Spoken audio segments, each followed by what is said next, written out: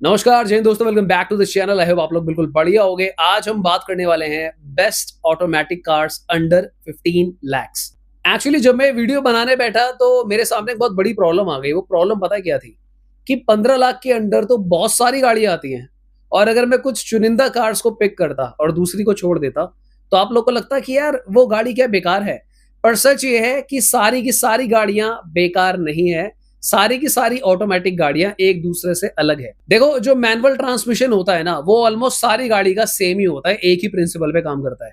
पर अगर आप ऑटोमेटिक कार्स को देखोगे, इनके अंदर अलग अलग तरीके के ट्रांसमिशन होते हैं। For example AMT, DCT, IMT, CVT। तो यानी कि अगर आप 15 लाख का बजट देखोगे तो आपको ऑटोमेटिक में सारे वेरिएशंस मिलेंगे। तो मैंने क्या डिसाइड किया कि मैं आपको ये क्लियर करता हूं कि चारों ट्रांसमिशन एक दूसरे से कैसे अलग है। और जो भी कार आप लोगों ने चूज कर रखी है ऑटोमेटिक, आप ये चेक करो कि उसके अंदर कौन सा ट्रांसमिशन है ऑटोमेटिक का। उसके अकॉर्डिंगली मैं आपको बताऊंगा कि आपकी नीड्स के हिसाब से आपको कौन सा ट्रांसमिशन लेना चाहिए। तो ऑटोमेटिकली आपकी प्रॉब्लम सॉल्व हो जाएगी कि वो गाड़ी आप लोगों के लिए ठीक है या फिर कोई और ठीक। तो अगर ये चीज इंटरेस्टिंग लग रही हो, वीडियो को स्टार्ट करते हैं। Please consider subscribing the channel. मैं हूं हिमांशु, आप देख रहे हो turbo versus GT. Let's go. Lower budget से स्टार्ट करते हैं। अगर आप एंट्री लेवल पे जाओगे, फॉर एग्जाम्पल आप ऑल्टो ले लो या फिर स्विफ्ट ले लो, इन तरीके की कार्स के अंदर, इनफैक्ट टाटा की भी जो लो बजट की कार्स आती है, टैगो वगैरह, वहां पे आपको देखने को मिलेगा AMT। बेसिकली ये होता है ऑटोमेटेड मैनुअल। तो ये एक तरीके से मैनुअल ही होता है, बस इसमें क्या है, जो गियर है वो रोबोटिक होता है। इसमें क्या होता है, एक हाइड्रोलिक एक्चुएटर क्लच होता है, उसकी मदद से ऑटोमेटिक गियर्स चेंज होंगे। पर इसमें एक समस्या क्या आती है दोस्तों, वो ये आती है कि गियर जब चेंज होंगे तो जैसे मैनुअल में गियर शिफ्ट होता है तो एक काइंड ऑफ हल्का सा धक्का सा लगता है कि भाई गियर चेंज हुआ है, पता चलता है। तो ऑटोमेटिक होने के बावजूद भी AMT में आपको ये महसूस होता रहेगा कि गाड़ी जो है वो गियर चेंज कर रही है, और आपको लिटरली फील होगा। तो कुछ लोगों को ये अनोइंग लग सकता है कि यार मैंने ऑटोमेटिक गाड़ी ली है तो मुझे पता क्यों चल रहा है कि मेरी गाड़ी के गियर चेंज हो रहे हैं। तो ये एक बहुत बड़ा डिफरेंस है इसका बाकी ट्रांसमिशन से। पर दोस्तों, इसी टेक्नोलॉजी की वजह से AMT जिसकी हम बात कर रहे हैं, इसके बहुत सारे एडवांटेजेस भी हैं। वो क्या है कि ये बहुत चीपेस्ट ऑटोमेटिक है, यानी कि सबसे सस्ता जो है आपको मेंटेनेंस के मामले में यही पड़ेगा। इसमें जो माइलेज आपको मिलती है वो काइंड ऑफ मैनुअल जैसी मिल जाती है, यानी कि अच्छी माइलेज आपको मिलेगी ऑटोमेटिक होने के बाद भी। इसके फ्यूचर में अगर गियर बॉक्स में कुछ रिपेयर्स आते हैं, वो रिलेटिवली थोड़े से अफोर्डेबल होते हैं as compare to other transmission, जिसके हम आगे बात करेंगे। ये मैकेनिकली बहुत सिंपल होता है, तो रिपेयर करना आसान होता है। इसके अंदर पार्ट्स भी कम लगते हैं, तो लेबर कॉस्ट या फिर ओवरऑल कॉस्ट कम निकल के आती है लॉन्गर रन में। इंडियन ट्रैफिक कंडीशंस के लिए जिस तरीके का इंडिया में हाल रहता है, ये काफी कन्वीनियंट रहता है। अगर हम इसकी प्रॉब्लम्स की बात करें तो जैसा मैंने आपको बताया कि गियर शिफ्ट में आपको काइंड ऑफ जर्क फील होगा कि भाई मुझे पता चल रहा है गियर चेंज हो रहे हैं। ओवरटेक जो है थोड़ा सा आपको स्लो लगेगा करने में, उतना मजा नहीं आएगा आपको ओवरटेक करते टाइम पे। हिल्स पर रोल बैक पॉसिबल है अगर आप ढंग से नहीं चला रहे हो, यानी कि इंस्टेंट उतना गियर चेंज नहीं करता है। अगर आप एक ड्राइव एंथुसियास्ट हो, आपको बिल्कुल ही मतलब एक पेपी गाड़ी चाहिए ऑटोमेटिक, तो ये ट्रांसमिशन आप लोगों के लिए बिल्कुल भी नहीं है। तो यानी कि ऑटोमेटिक जो है, इसका यूज केस क्या है, अगर आपको माइलेज अच्छी चाहिए हो, मेंटेनेंस कम चाहिए हो, शहर में आप ज्यादा रहते हो, ट्रैफिक वाले एरिया में ज्यादा रहते हो, तो उस केस में काफी ज्यादा लॉजिकल रहेगा। हाईवेज के लिए अगर आपको पेपी परफॉर्मेंस चाहिए, अवॉइड करो। हिल्स के लिए भी इसको अवॉइड करो। पहाड़ी एरियाज के लिए भी I don't recommend this.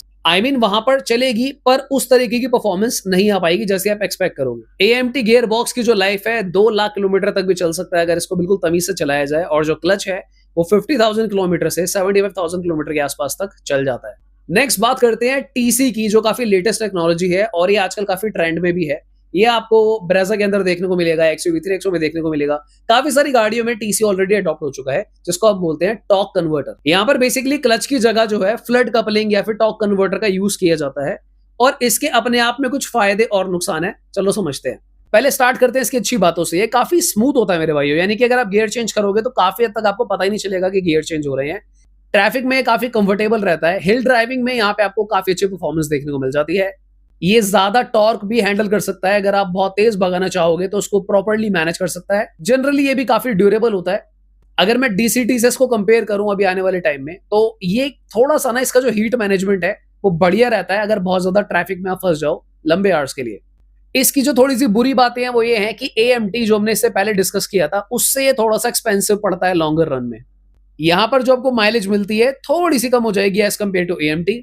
Transmission का फ्लड मेंटेनेंस जो है दोस्तों, वो बहुत इंपॉर्टेंट होता है, यानी कि इसमें ये थोड़ी सी ज्यादा केयर मांगेगा। अगर इसके अंदर कोई मेजर इंटरनल रिपेयर आ गया है भाई, एज कम्पेयर टू AMT, तो ये ज्यादा एक्सपेंसिव साबित होगा। इसकी भी जो एक्सपेक्टेड लाइफ होती है 2 लाख किलोमीटर तक आराम से लास्ट कर सकता है। अच्छे से चलाओगे तो 2.5 लाख किलोमीटर भी जा सकता है। डिपेंड्स कि आप एक कैसे ड्राइवर हैं। अगर आपका गोल ये है कि भाई आपको लॉन्ग टर्म के लिए गाड़ी चलानी है, आप हाईवेज पे भी जाना चाहते हो, हिल्स पे भी जाना चाहते हो, ट्रैफिक भी है, ऑलराउंडर जो एक कॉम्बिनेशन आपको चाहिए, तो वहां पे torque converter is useful. Next बात करते हैं चलो CVT की। ये वन ऑफ द फेमस और काफी ज्यादा मतलब सबसे स्मूथ आप कह सकते हो ट्रांसमिशन वो है। ये होता है कंटिन्यूअसली वेरिएबल ट्रांसमिशन। इसका one of the prime example अगर मैं आपको बताऊं, आपने ऑलरेडी चलाया हुआ है। अगर आपने CVT गाड़ी नहीं चलाई तब भी आपने CVT चलाया है। कैसे? क्योंकि हमारे देश में जो स्कूटर्स आते हैं, जिसको आप स्कूटी बोल लो, स्कूटर बोल लो, यामा रेज़डार हो गया, एक्टिवा हो गया और TVS एंटॉर्क, ये सारे CVT ट्रांसमिशन ही है। आपने नोटिस किया होगा उनमें जब आप स्पीड देते हो, यू विल हार्डली रियलाइज कि वो कब गियर चेंज कर रहा है, पर स्कूटी की जो स्पीड है वो तुरंत पहुंच जाती है भाई 50-60। इसका जो ओवरऑल इंपैक्ट है थोड़ा सा रबर बैंड टाइप होता है, आपको पता नहीं चलेगा मतलब कब फास्ट फास्ट गियर चेंज हो रहे हैं। अगर हम इसकी अच्छी बातों के बारे में बात करें तो भाई ये एक्सट्रीमली स्मूथ होता है। अगर आपको भाई बिल्कुल प्योर ऑटोमेटिक के मजे चाहिए, so this is the thing. और इसी वजह से इसके अंदर जो ट्रेडिशनल गियर शिफ्टिंग में जर्क सा महसूस होता है ना, वो यहाँ बिल्कुल भी नहीं होगा। फ्यूल एफिशिएंसी भी काफी अच्छी होती है। सिटी ट्रैफिक में ये one of the excellent transmission है। इनफैक्ट दोस्तों CVT जो होता है ना, वो इंजन को एफिशिएंट RPM रेंज में भी रखता है, जिसकी वजह से आपके इंजन की लाइफ भी बढ़िया रहती है। अगर हम इसकी बुरी बातों के बारे में बात करें तो अगर आप बहुत हार्ड एक्सेलरेशन कर रहे हो, भाई पंजा पूरा ही भारी है आपका, वहां पर थोड़ा आपको ना रबर बैंड इफेक्ट टाइप महसूस होगा। आपको ऐसा लगेगा कि भाई मतलब समथिंग इज नॉट राइट। तो यानी कि इसके केस में क्या होता है, क्लच की मुंडी नहीं दबा देनी, बिल्कुल ही धीरे धीरे एक्सेलरेट करना है और बढ़िया आपको पावर आउटपुट मिलेगा। कुछ केसेस में ना लोगों को ऐसा लगने लगता है जिन्होंने CVT पहले नहीं चलाया होता कि इंजन पहले आवाज करने लग जाएगा, स्पीड थोड़ा सा कुछ सेकंड बाद आती है। तो ये नॉर्मल रहता है इसमें, पर मजा आता है। इसके अंदर जो पुली होती है या फिर जो बेल्ट होती है CVT की, वहां पर अगर डैमेज आता है तो ये थोड़ा सा एक्सपेंसिव बैठ सकता है खर्चे के मामले में। अब देखो automatic most of the cases में खर्चीले ही होते हैं मैनुअल से। इसमें स्पोर्टी फीलिंग आपको थोड़ी सी कम आ सकती है। जैसे मैंने बोला स्कूटी में भी आता है, तो इमेजिन कर लो जिस तरीके से स्कूटी भागती है ना सीधा सीधा, गाड़ी भी वैसे सीधा सीधा भागेगी, चलाने में मजा आता है। पर अगर आपको स्पोर्टी वाइब चाहिए तो मुझे लगता है उस केस में आपको DCT ज्यादा अच्छा लगेगा, जिसके भी मैं बात करूंगा, या फिर torque converter is also good. पर स्मूथर परफॉर्मेंस चाहिए, काम बिल्कुल। मेरे ख्याल से अगर आप 35 प्लस जा चुके हैं, आपने मैनुअल बहुत भगा लिया है, तो CVT can be a right choice जहां पे आपको शांति चाहिए। CVT की जो एक्सपेक्टेड लाइफ है 1.5 लाख से 3 लाख किलोमीटर तक चल जाता है आराम से। ये भी इसमें कोई इशू नहीं आते अगर रिस्पेक्टफुली चलाया जाए। कौन से केसेस के लिए बढ़िया है? City driving, mileage, highway, hills, हर जगह बढ़िया है, मजा है। नेक्स्ट बात करते हैं DCT या फिर DSG भी इसको बोला जाता है। तो DCT यानी कि ड्यूअल क्लच ट्रांसमिशन। इसमें 2 तरीके के क्लच यूज होते हैं।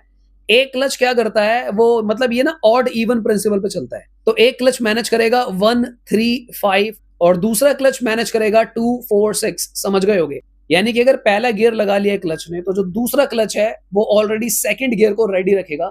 तो यहां पर जो गियर शिफ्टिंग होती है that is lightning fast. CVT से भी फास्ट गियर शिफ्ट यहाँ पे होता है। बस डिफरेंस ये है कि 2 क्लच की मदद से करा जाता है, इसीलिए इसको ड्यूअल क्लच ट्रांसमिशन कहा जाता है। अब यहाँ पे आपने ना DCA भी सुना होगा और DSG भी सुना होगा।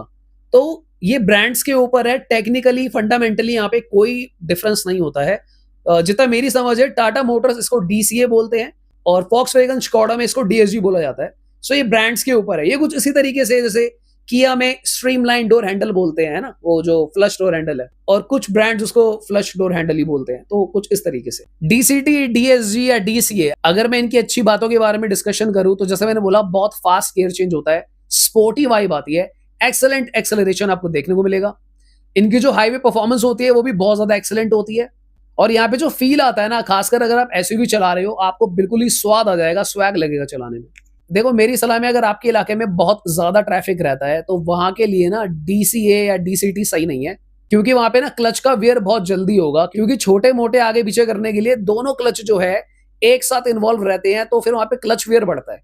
जितनी ज्यादा लो स्पीड में DCT चलेगा, वहां पे जर्क थोड़े से आपको महसूस हो सकते हैं। इसकी जो रिपेयर कॉस्ट है या फिर जो इसका मेंटेनेंस है, रिलेटिवली जितने भी हमने डिस्कशन करे हैं ट्रांसमिशन, सबसे ज्यादा कॉस्टली महंगा आपको जो है खर्चा अगर पड़ता है वो इसी DCT का पड़ेगा। इसके अंदर भी 2 कैटेगरी होती है, ड्राई DCT और वेट DCT। अब वो बहुत लंबा खींचेगा, कमेंट कर देना, उसके ऊपर एक अलग से वीडियो बनाएंगे, उसके बारे में भी बात कर लेंगे। नेक्स्ट बात करते हैं IMT की। IMT बेसिकली क्या है? This is one of the impressive या फिर यूनिक, जिसको मैं बोलूंगा, ट्रांसमिशन।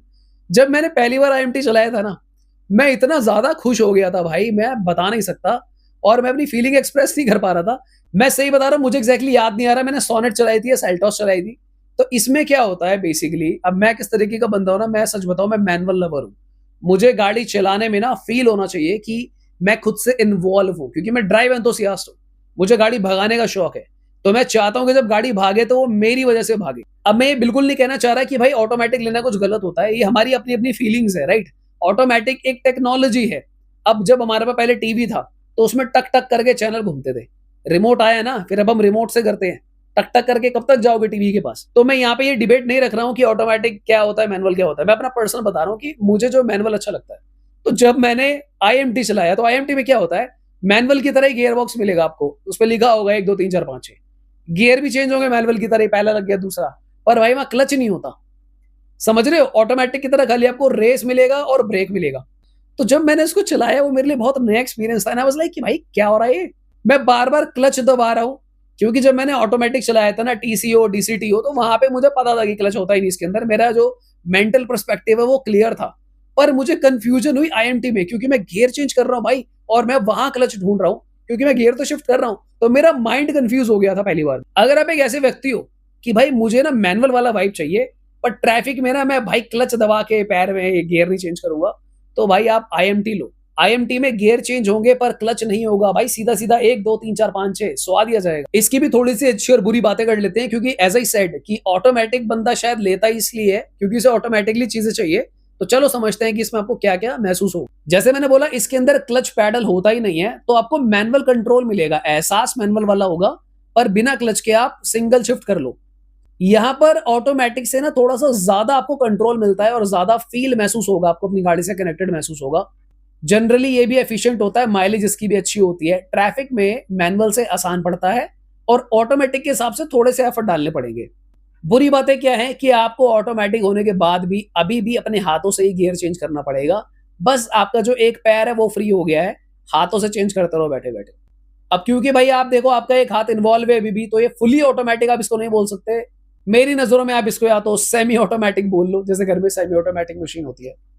मैंने ये भी महसूस करा है कि आईएमटी को लेकर कुछ लोग तो बहुत एक्साइटेड हो जाते हैं, उनको मज़ा आता है, पर कुछ लोग इसको एक्सेप्ट नहीं कर रहे हैं, क्योंकि भाई उनका ये मानना है मैं ज़्यादा पैसे तो ऑटोमैटिक के लिए दे रहा हूँ, तो मैं अभी भी गियर चेंज क्यों करूँ? ये कुछ इसी तरीके से होगा कि भाई मैंने तो कैब करी थी और अब कैब वाला बोल रहा है कि भाई गियर तुम लगा लो, रेस में देता रहूँगा। तो अब आपको क्या करना है? अब आपने जो भी गाड़ियाँ चूज़ करी थी, जितना भी आपका बजट था 15 लाख से नीचे-नीचे, अब आप समझ जाओ कि आपका ट्रांसमिशन क्या है जो आप ऑटोमैटिक ले रहे हो, और जो मैंने आपको चीज़ें बताई हैं, उसके अकॉर्डिंगली पॉइंट को समझो और फिर अपना यूज़ केस को अंडरस्टैंड करो, तो आपको बहुत आसान हो जाएगा कि आपको कौन-सी गाड़ी लेनी चाहिए, ऑटोमैटिक ट्रांसमिशन कौन-सा लेना चाहिए। सारे फ़ायदे नुकसान मैंने आपको बता दिए हैं। अगर कोई आपके डाउट या फिर क्वेश्चन रह गए हो, feel free to comment. Video थोड़ी सी हो सकता है लंबी हो गई हो। आज के लिए इतना ही।